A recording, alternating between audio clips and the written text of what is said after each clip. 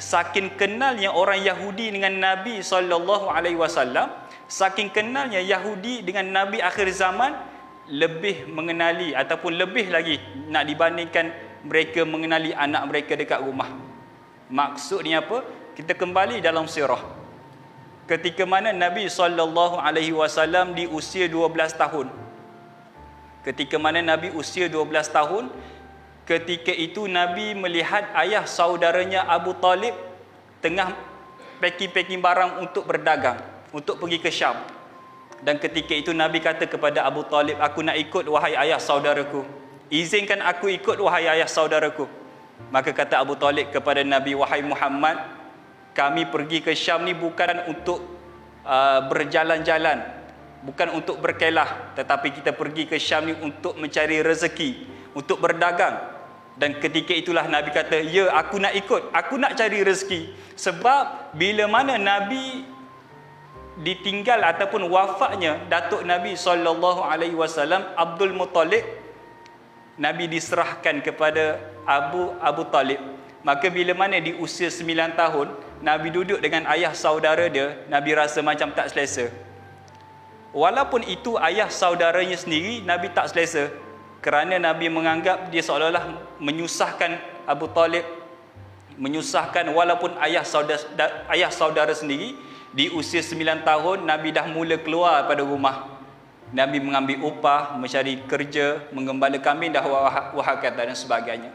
Sebab itulah di usia 12 tahun Nabi dah faham yang hidup kita macam mana sekalipun kena ada duit. Nak teruskan hidup kena ada duit. Sebab itulah Nabi nak ikut Abu Talib pergi ke Syam.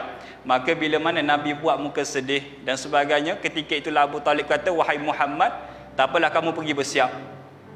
Ringkas cerita, dalam perjalanan Abu Talib dengan Nabi dengan rombongan yang sangat ramai, ketika mana sampai di satu tempat bernama Busra, ada seorang paderi yang melihat satu rombongan yang luar biasa. Sebab bila mana daripada kota Mekah nak pergi ke kota Syam, kena lalu tempat tu, Busra nama dia. Dan paderi yang berada dekat Busra itu memandang ada satu rombongan yang akan datang, dan rombongan ini ada seorang yang luar biasa. Ketika itu jugalah ketua paderi itu kata kepada anak buah dia, siapkan makanan yang istimewa. Siapkan makanan yang istimewa kerana kita akan didatangi seorang tetamu yang luar biasa. Dalam keadaan dia tak tahu lagi siapa yang akan datang. Kerana daripada jauh dah dia memandang ada satu rombongan. Dalam rombongan itu ada seorang yang luar biasa. Dan ketika mana sampai sahaja rombongan Abu Talib di hadapan paderi itu mengajak masuk ke dalam makan dan sebagainya. Dalam keadaan begitu, paderi itu mencari, kenapa special sangat rombongan ini? Kenapa special sangat rombongan ini? Apa yang ada dalam rombongan ini? Jadi paderi itu tengok seorang demi seorang. Seorang nampak biasa, seorang nampak biasa. Tidak ada istimewa langsung. Maka paderi itu tanya kepada ketua rombongan Abu Talib, wahai tuan, adakah ini sahaja ke ahli rombongan kamu? Ataupun ada yang berbaki?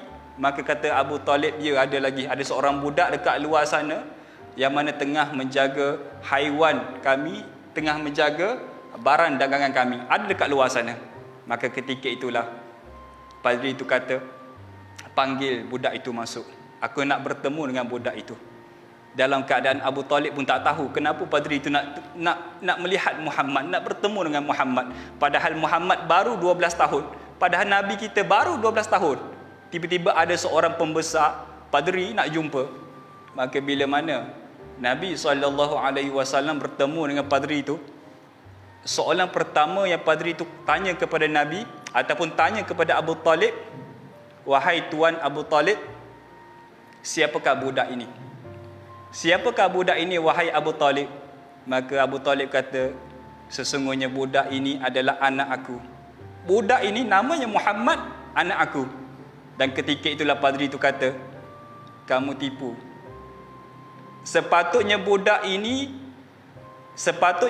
kata padri, sepatutnya budak ini sudah tidak ada ibu, sudah tidak ayah.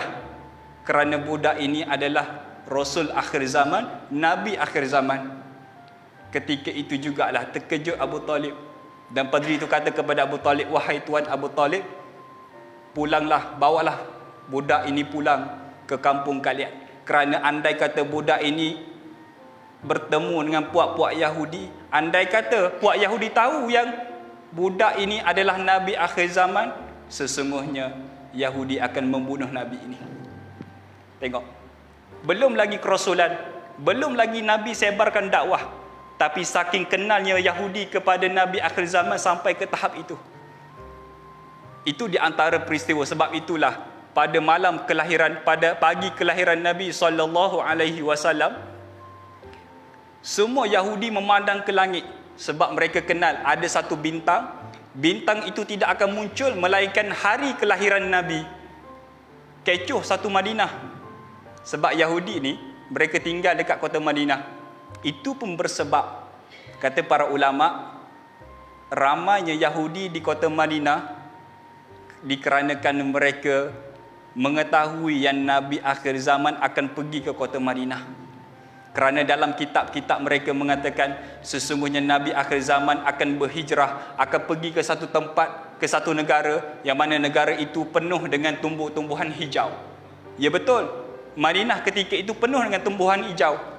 Kita tengok bagaimana kisah Salman Farisi ketika mana berguru dengan padri nombor 1, lepas tu meninggal, berguru dengan padri nombor 2 meninggal, berguru dengan padri nombor 3 pun meninggal.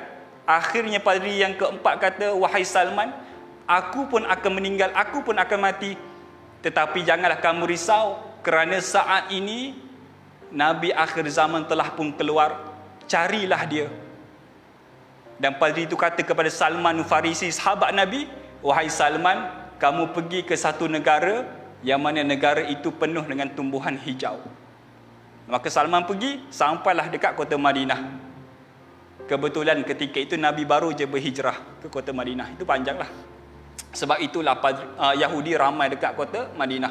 Sebab mereka mencari Nabi akhir zaman. Sampaikan ketika itu jugalah mereka memandang ke langit adanya bintang. Mereka terus pergi ke rumah. Di mana ada perempuan, di mana ada wanita yang tengah mengandung, mereka akan pergi tanya, dah bersalin ataupun tidak. Kalau bersalin, anak lelaki ke anak perempuan?